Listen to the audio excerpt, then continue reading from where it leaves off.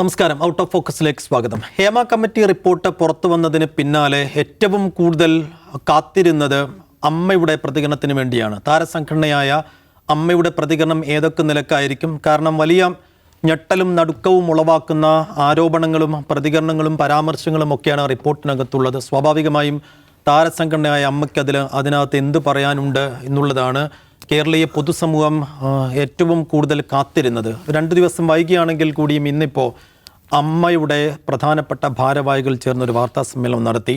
General secretary സിദ്ദിഖാണ് കാര്യമായും സംസാരിച്ചത്. ആ റിപ്പോർട്ടിനെ, ഹേമ കമ്മിറ്റി റിപ്പോർട്ടിനെ അമ്മ സ്വാഗതം ചെയ്യുന്നു എന്നുള്ളതാണ് ഏറ്റവും പ്രധാനപ്പെട്ട പ്രതികരണം.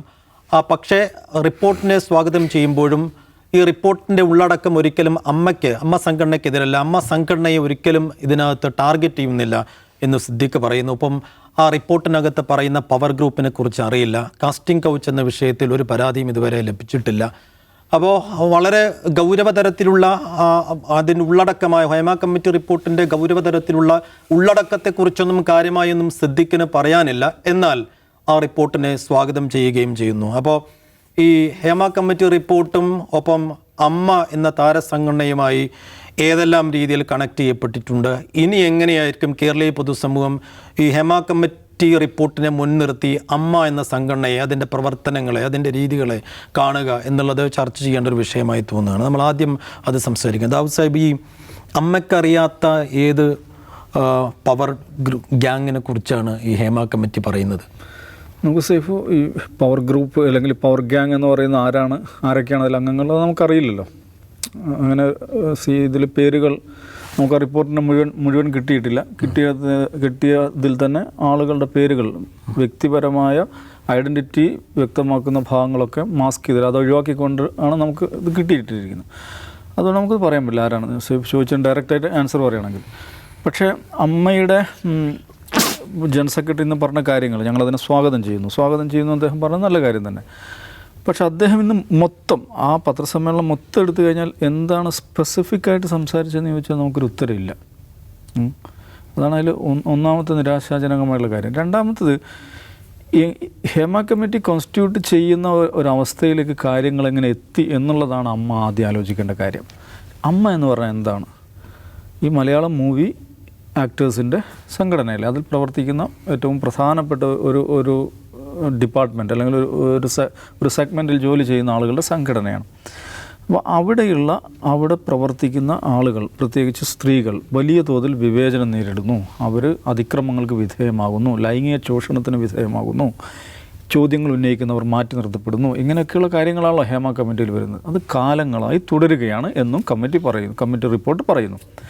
അങ്ങനെയെങ്കിൽ ഒരു സംഘടന സാധാരണഗതിയിൽ എന്തിനും, ഒരു ഇൻഡസ്ട്രിയൽ ഓർഗനൈസേഷനാണല്ലോ അത്. ഒരു ഇൻഡസ്ട്രിയൽ ഓർഗനൈസേഷൻ സാധാരണഗതിയിൽ എന്തിനാണ് നിലനിൽക്കുന്നത്?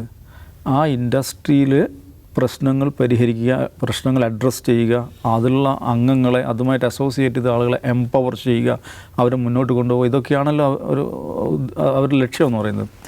അപ്പോൾ ഇത്രയും കാലം ഈ വക ഏർപ്പാടുകൾ, മോശം ഏർപ്പാടുകൾ ഇതിനകത്ത് നടന്നിരുന്നുവെങ്കിൽ എന്തുകൊണ്ട് ഒരു സംഘടന എന്നുള്ള നിലയ്ക്ക് അമ്മ അതിലൊരു ആക്ഷൻ എടുത്തില്ല? അമ്മ അതിലൊരു നടപടി എടുത്തില്ല? അത് ഫിക്സ് ചെയ്യാൻ, അത് പരിഹരിക്കുവാനുള്ള എന്തെന്ത് മെക്കാനിസമാണ് അമ്മ അതിനകത്ത് ഉണ്ടാക്കിയത് എന്ന ചോദ്യം അവിടെ ഉണ്ട്. അപ്പോൾ ആ ചോദ്യത്തിന് ഇന്ന് സിദ്ദിഖിൻ്റെ ഇത്രയും നേരത്തെ സംസാരത്തിൽ നിന്ന് മനസ്സിലാകുന്നത് അത് ഞങ്ങൾ അറിഞ്ഞിരുന്നില്ല, ഞങ്ങൾക്കത് അറിയാൻ പാടുണ്ടായിരുന്നില്ല എന്ന മട്ടിലാണ് അമ്മ സമീപിക്കുന്നതെങ്കിൽ അത് അതേക്കാൾ ഗുരുതരമായൊരു പ്രശ്നമാണ്. ഇപ്പോൾ സേഫ് ഭാഗമായിട്ടുള്ളൊരു സംഘടന, അത് ട്രേഡ് യൂണിയൻ ആകാം, അസോസിയേഷൻ ആകാം, എന്തോ ആയിക്കോട്ടെ, അവർ സേഫുവിനെ പോലുള്ള ആളുകളും ഇതിനകത്ത് അനുഭവിക്കുന്ന പ്രയാസങ്ങൾ അത് അറിയാൻ സാധിക്കുന്നില്ല എന്ന് പറഞ്ഞാൽ അതിൻ്റെ അർത്ഥം എന്താ? അത് ഡിഫങ്ക്റ്റാണ്. ആ സംഘടന അതിൻ്റെ ധർമ്മം നിർവഹിക്കുന്നില്ല എന്നുള്ളതാണ്. ഞങ്ങളുടെ കൂടെ ഇരിക്കുന്ന, ഞങ്ങളുടെ കൂട്ടത്തിലുള്ള ഒരുത്തൻ അല്ലെങ്കിൽ കൂട്ടത്തിലുള്ള ഒരു കൂട്ടം ആളുകൾ അവർ വിവേചനത്തിന് നിരന്തരമായി, സിസ്റ്റമാറ്റിക് ഡിസ്ക്രിമിനേഷന് നിരന്തരമായി വിധേയമായിക്കൊണ്ടിരിക്കുന്നു എന്നുള്ളത് ഇത്രയും വർഷമായിട്ട് അമ്മ അറിഞ്ഞില്ല എന്നതാണ് സിദ്ദിഖിൻ്റെ വാദമെങ്കിൽ അത് എഗൈൻ എ ഗ്രേവർ ഇഷ്യൂ. നേരത്തെ ഉള്ളതിനേക്കാൾ ഗുരുതരമായൊരു പ്രശ്നമാണ്. പിന്നെ എന്തിനാണ് ഈ സംഘടന എന്ന് പറഞ്ഞാൽ അതിൽ കൂട്ടത്തിലുള്ളവരോട് സോളിഡാരിറ്റിയാണല്ലോ അതിൻ്റെ പ്രാഥമികമായിട്ടുള്ള ബാധ്യത എന്ന് പറയുന്നത്. അത് ചെയ്യാൻ പറ്റുന്നില്ല, പിന്നെ എന്തിനാണ് സംഘടന? അപ്പോൾ ഇതിന്ന് ഞാൻ മനസ്സിലാക്കുന്ന അമ്മ ഇത് അറിയാത്തത് കൊണ്ടോ അമ്മയ്ക്ക് ഇതേക്കുറിച്ച് ധാരണ ഇല്ലാത്തത് കൊണ്ടല്ല, ഈ വിഷയം അഡ്രസ്സ് ചെയ്യുവാനുള്ള ധൈര്യം, അതിനുള്ള ഒരു ആംബിയർ ഉണ്ടല്ലോ, അത് ആ സംഘടനയ്ക്ക് ഇല്ലാതെ പോയതുകൊണ്ടാണ്. അതെന്തുകൊണ്ടാണ് എന്ന് ഹേമ കമ്മിറ്റി പറയുന്നത്? നിസ്സാരക്കാരല്ല, ഇത് വലിയവന്മാരാണ്, അതൊരു പവർ ഗ്യാങ് ആണ്, അവരാണ് കാര്യങ്ങൾ നിശ്ചയിക്കുന്നത്. അപ്പോൾ അതുകൊണ്ട് നമ്മൾ വെറുതെ സിദ്ദീഖിനെ ചീത്ത പറഞ്ഞിട്ട് കാര്യമില്ല, അദ്ദേഹത്തിന് ഇതിലപ്പുറം പറയാൻ പറ്റില്ല. പക്ഷേ സിദ്ദീഖ് ഇതിന് ജനറൽ സെക്രട്ടറി, തൊട്ട് അതിനുശേഷം വൈസ് പ്രസിഡൻറ്റ് ജഗദീഷ് പുറത്തു വന്ന് സംസാരിക്കുന്നു. അദ്ദേഹം എന്തൊരു വ്യക്തതയോടുകൂടിയാണ് സംസാരിച്ചത്. ഈ ഹേമ കമ്മിറ്റിയുമായി ബന്ധപ്പെട്ട ഈ ഡിസ്കഷൻ വന്നതിന് ശേഷം പുറത്തു വന്നിട്ടുള്ള ഏറ്റവും കനമുള്ള സ്റ്റേറ്റ്മെൻറ്റ് അതാര് നടത്തുന്നത് വെച്ചാൽ ജഗദീഷ്. Big salute him. അദ്ദേഹം ചോദിക്കുന്ന ചോദ്യമുണ്ട്, ഇരകളുടെ പേര് മാത്രമേ വെളിപ്പെടുത്തരുത് എന്ന് പറഞ്ഞിട്ടുള്ളൂ, വേട്ടക്കാരുടെ പേര് എന്തിനാണ് മറച്ചു വെച്ചത്? അത് ഈ ഡിബേറ്റ് വന്നതിന് ശേഷമുള്ള ഏറ്റവും പ്രധാനപ്പെട്ട ചോദ്യമാണ്. നിങ്ങൾ എന്തിനാണ് ഈ വേട്ടക്കാരുടെ പേരുകൾ മറച്ചു വെച്ചത് എന്ന് ചോദിക്കുന്നുണ്ടല്ലോ. അപ്പോൾ അദ്ദേഹം വളരെ സ്ഫുടമായി വളരെ വ്യക്തതയോടുകൂടി സംസാരിക്കുന്നു. ഒറ്റപ്പെട്ട സംഭവം, ഇങ്ങനെയുള്ള കുറേ ക്ലീഷേ വാക്കുകളുണ്ടല്ലോ, ഒറ്റപ്പെട്ട സംഭവം, പരിഗണിക്കാം, പരിശോധിക്കാം, അറിയാൻ പാടുണ്ടായിരുന്നില്ല, ഇതൊന്നുമല്ല. ഇവിടെ എന്തോ ഒരു കുഴപ്പമല്ല, ഗുരുതരമായ കുഴപ്പമുണ്ട്. അതിന് ഉത്തരവാദികളായ മനുഷ്യരുണ്ട്, ആളുകളുണ്ട്. അതിൽ ഇരകളാക്കപ്പെട്ട, നീതി നിഷേധിക്കപ്പെട്ട മനുഷ്യരുണ്ട്. അത് വളരെ പ്രധാനമാണ്. നിങ്ങളൊരു ഇഷ്യൂ, ഒരു പ്രശ്നം എപ്പോഴാണ് പരിഹരിക്കുന്നത്? ശരിയാക്കാം, എല്ലാം ശരിയാക്കാം എന്ന് പറഞ്ഞൊരു പ്രശ്നം പരിഹരിക്കാൻ പറ്റില്ല. നീതി നിഷേധിക്കപ്പെട്ട ഒരാൾക്ക് ആ നീതി മേടിച്ചു കൊടുക്കുമ്പോൾ മാത്രമേ പ്രശ്നം പരിഹരിക്കുകയുള്ളൂ. അല്ലാത്തതൊക്കെ നിങ്ങളെന്താണ് ഈ കാർപ്പറ്റിൻ്റെ അടിയിൽ വയ്ക്കുക, താൽക്കാലികമായ പരിഹാരങ്ങൾ, അത്രമാത്രമാണ്. അപ്പോൾ ഇതിലെനിക്ക് തോന്നുന്നത് അതെടുക്കേണ്ട ഒന്നാമത്തെ ഉത്തരവാദിത്വം സർക്കാരിനാണ്. സർക്കാർ ഇതേക്കാൾ അഴകുഴമ്പൻ സമീപനം, അമ്മയുടെ നേതൃത്വം കാണിക്കുന്നതിനേക്കാൾ അഴകുഴമ്പൻ സമീപനമാണ് ഇതിനോട് സ്വീകരിക്കുന്നത് എന്ന് മാത്രം. WCC രൂപീകരിക്കപ്പെട്ട സമയത്ത് തന്നെ CPM-ൻ്റെ സംസ്ഥാന സെക്രട്ടറി പുറപ്പെടുവിച്ച പ്രസ്താവന നമുക്കറിയാം. എന്തുമാത്രം പ്രതിലോമപരമായ പ്രസ്താവനയാണ്. ഇൻഡസ്ട്രിയെ തകർക്കാൻ കുറേമാർ ഇറങ്ങിയിരിക്കുന്നു എന്ന മട്ടിലാണ് അന്ന് CPM-ൻ്റെ സ്റ്റേറ്റ് സെക്രട്ടറി പ്രസ്താവന ഇറക്കിയത്. അപ്പോൾ പന്ത് സർക്കാരിൻ്റെ കോർട്ടിലാണ്. നിങ്ങൾ എന്തു ചെയ്യുന്നു? നിങ്ങൾ നിശ്ചയിച്ച ഒരു കമ്മിറ്റി, നികുതി പണം ഉപയോഗിച്ച് പ്രവർത്തിച്ച ഒരു കമ്മിറ്റി 200 ചില്ലാൻ പേജുകളിൽ ബൃഹത്തായ റിപ്പോർട്ട് തയ്യാറാക്കി തന്നിരിക്കുകയാണ്. ഇത് നീതി നിഷേധിക്കപ്പെട്ട മനുഷ്യരെക്കുറിച്ച് സംസാരിക്കുന്നുണ്ട്, ഇരയാക്കപ്പെട്ട മനുഷ്യരെക്കുറിച്ച് സംസാരിക്കുന്നുണ്ട്, നമ്മളുടെ നാട്ടിലെ ഏറ്റവും പ്രധാനപ്പെട്ട ഒരു ഇൻഡസ്ട്രിയിൽ നടന്നുകൊണ്ടിരിക്കുന്ന വേണ്ടാത്തരങ്ങളെക്കുറിച്ച് സംസാരിക്കുന്നുണ്ട്. നിങ്ങൾ എന്തു ചെയ്യുന്നു എന്ന ചോദ്യം, ആ ചോദ്യത്തിന് മുമ്പ് സർക്കാർ മറുപടി പറഞ്ഞേ മതിയാവുള്ളൂ. അതിലേക്ക് പതുക്കെയാണെങ്കിൽ അത് അത്ര എളുപ്പം അതങ്ങ് ഒഴിഞ്ഞു പോകില്ല എന്നാണ് ഇന്നത്തെ ജഗദീഷിൻ്റെ പത്രസമ്മേളനം കൂടെ നടന്നുകൊണ്ട് എനിക്ക് തോന്നുന്നത്. കേരളീയ സമൂഹം ഇനിയും ഇത് കൂടുതൽ ഗൗരവത്തിൽ ചർച്ച ചെയ്യുന്ന ദിവസങ്ങളാണ് വരാൻ പോകുന്നത്. അജിംസ്, കാസ്റ്റിംഗ് കൗച്ചിനെ കുറിച്ച് സാക്ഷിമൊഴികളുണ്ട്, ഹേമ കമ്മിറ്റിക്ക് മുന്നിൽ കൃത്യമായ വിവരങ്ങളുണ്ട്, പക്ഷെ അമ്മയിൽ പരാതിയില്ല, സിദ്ദീഖിന് അറിയില്ല. അല്ല, സിദ്ദീഖ് പറഞ്ഞ കാര്യങ്ങൾ തന്നെ നമ്മൾക്ക് എടുക്കാം. അദ്ദേഹം പറയുന്നത് എന്താണ്, 2019 വരെ ഒക്കെ ഒരു 4-5 വർഷം മുമ്പ് വരെ ഈ പ്രശ്നങ്ങളൊക്കെ ഉണ്ടായിരുന്നു. ഏത് പ്രശ്നം? ഞാൻ ഈ പറയുന്ന സെക്ഷൽ അസോൾട്ടിനെ കുറിച്ചല്ല പറയുന്നത്. സൗകര്യങ്ങളില്ലായിരുന്നു, ആളുകൾക്ക് മൂത്രമൊഴിക്കാൻ പോലും സൗകര്യം ഉണ്ടായിരുന്നില്ല. അപ്പം അങ്ങനെയല്ല, മാറ്റം വന്നിട്ടുണ്ടെന്ന് അദ്ദേഹം പറയുന്നു. മുമ്പ് അങ്ങനെ ഉണ്ടായിരുന്നു. അതായത് ഹേമ കമ്മിറ്റി നിശ്ചയിച്ച് ഹേമ കമ്മിറ്റി റിപ്പോർട്ട് കൊടുക്കുന്നതുവരെ ഇത്തരം പ്രശ്നങ്ങളുണ്ടായിരുന്നു. അതിനർത്ഥം എന്താണ്? ഇങ്ങനൊരു പ്രശ്നമുണ്ടെന്ന് മനസ്സിലായതിന് ശേഷമാണ്. 5 വർഷം എന്നാണ് കൃത്യമായിട്ട് സിദ്ദീഖ് പറയുന്നത്. 5 വർഷമായിട്ട് റിപ്പോർട്ട് സർക്കാരിൻ്റെ കൈവശമുണ്ട്. അപ്പോൾ ആ റിപ്പോർട്ടിൽ എന്താണുള്ളതെന്ന് ഒരുപക്ഷെ അമ്മയ്ക്ക് മനസ്സിലായിട്ടോ അതല്ലെങ്കിൽ ഇത്തരം പ്രശ്നങ്ങൾ സമൂഹത്തിൽ ചർച്ച ചെയ്യപ്പെട്ടിട്ടോ അത് മാറ്റണം എന്ന് ഫിലിം ഇൻഡസ്ട്രി, അമ്മ മാത്രമല്ല ഫിലിം ഇൻഡസ്ട്രി തീരുമാനിക്കുക, അതിൽ മാറ്റം വരികയും ചെയ്തു എന്നാണ് സിദ്ദീഖ് പറയുന്നത്. അപ്പോൾ അതിനർത്ഥം എന്താണ്? അങ്ങനെ ഒരു പ്രശ്നം ഉണ്ടായിരുന്നു.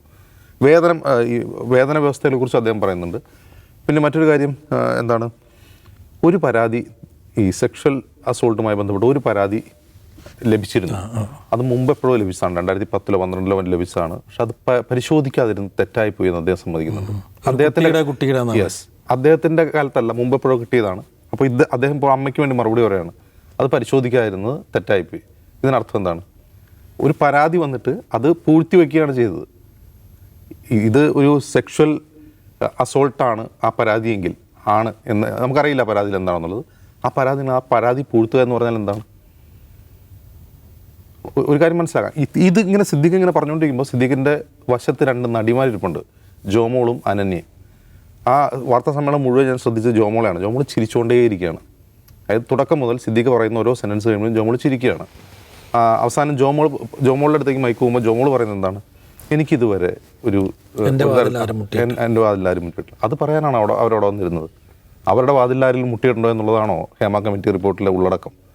അതിന് തൊട്ടടുത്തിരുന്ന അനന്യ നിങ്ങൾ ശ്രദ്ധിച്ചറിയാം. അനന്യ തുടക്കം മുതൽ ഒടുക്കം വരെ ഉദ്വേഗജനകമായ എന്തൊരു പേടിക്കുന്ന മുഖഭാവത്തോടെയാണ് ഇരിക്കുന്നത്. അവർ ചിരിച്ചിട്ടില്ല.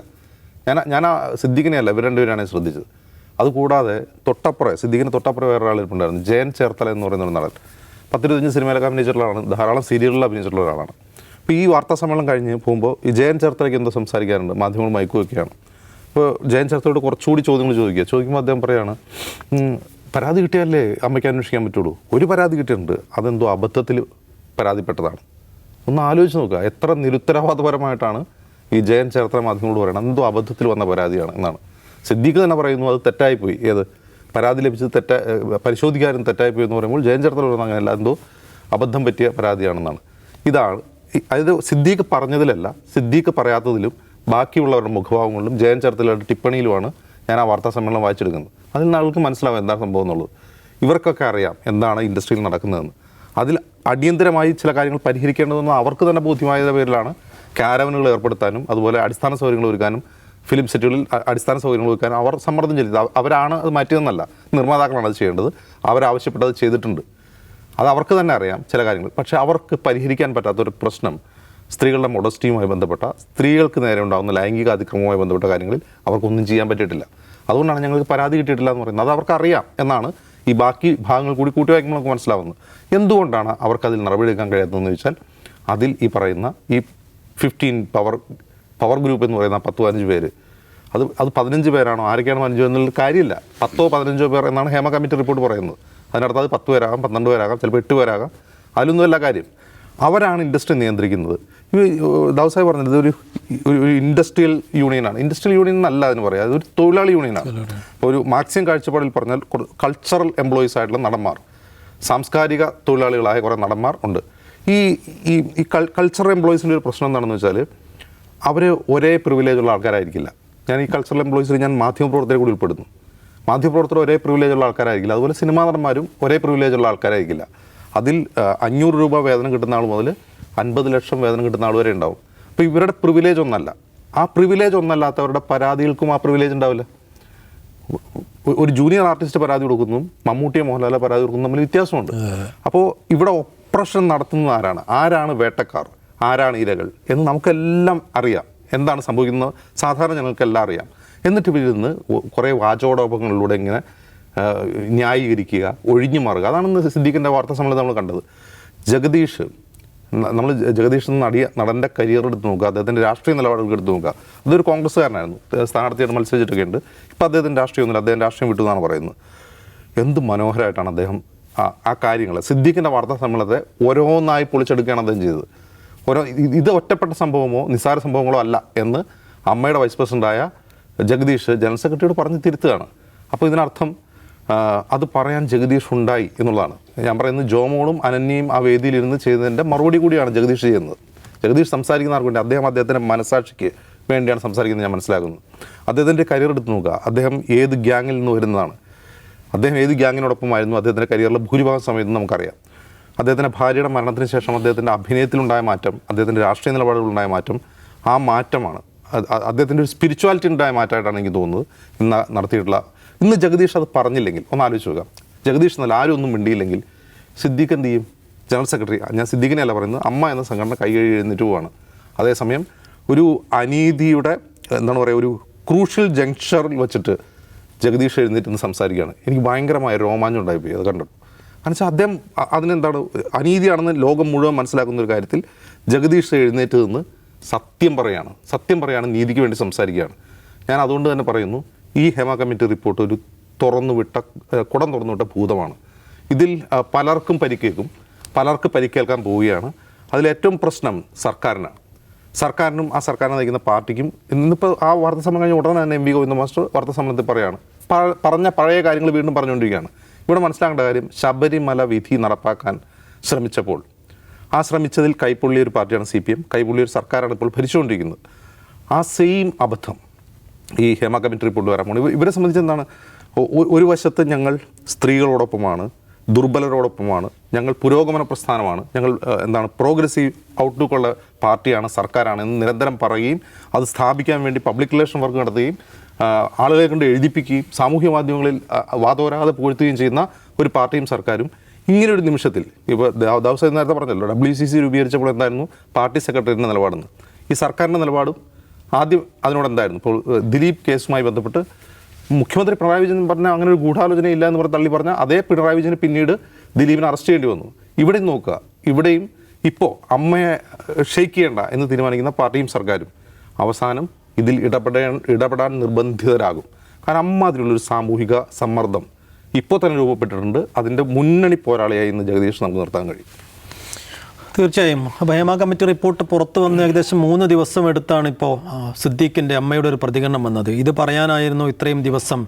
തീർച്ചയായും ഈ എന്തോ ഒരു ഷോയുടെ തിരക്കുണ്ട് എന്നൊക്കെ ആയിരുന്നു ഒന്നാം ദിവസം സിദ്ദീഖ് പറഞ്ഞിരുന്നത്. പക്ഷേ ഇതിലൊരു എന്ത് മറുപടി പറയണം എന്നുള്ളൊരു തയ്യാറെടുപ്പിന് വേണ്ടി തന്നെയാണ് 3 ദിവസം എടുത്തത്. ഇത് പറയാനാണെങ്കിൽ ഇത്രയും ദിവസം എടുക്കണമായിരുന്നു എന്നുള്ള ചോദ്യം ഇപ്പോൾ സോഷ്യൽ മീഡിയയിലടക്കം ഉയരുന്നുണ്ട്. ഇന്ന് ജഗദീഷിൻ്റെ പ്രതികരണം കൂടി വന്നില്ലായിരുന്നുവെങ്കിൽ ആ സംഘടന മൊത്തത്തിൽ, ഇപ്പോൾ സിദ്ദീഖ് പറയുന്നുണ്ടല്ലോ ഈ സിനിമയെ മൊത്തം അടച്ചാക്ഷേപിക്കരുതെന്ന്, ഇന്ന് ജഗദീഷിൻ്റെ പ്രതികരണം കൂടി വന്നില്ലായിരുന്നുവെങ്കിൽ മൊത്തത്തിൽ ജനങ്ങൾ അടച്ചാക്ഷേപിച്ചേനെ എന്നും കൂടിയാണ് ഇതിനകത്ത് കൂട്ടിച്ചേർക്കുന്നത്.